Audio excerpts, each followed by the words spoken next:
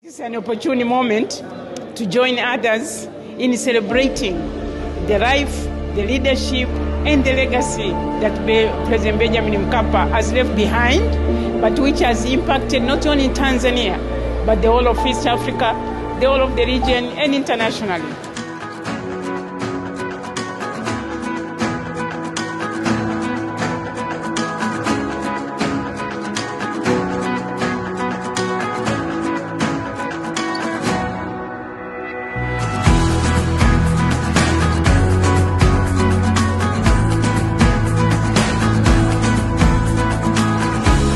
When we needed someone to lead the country to another level, to another dimension, Benjamin William Mkapa came. And to me, Benjamin William Mkapa, he belonged to another generation. He was a visionary leader.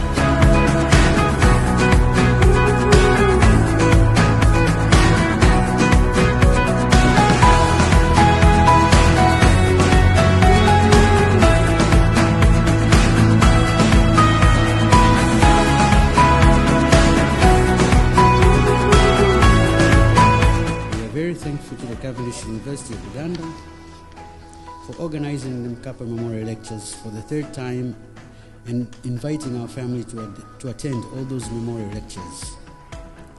This year, they have resolved to hold this memorial lecture in Tanzania, his homeland, which is very commendable, Asanteni sana.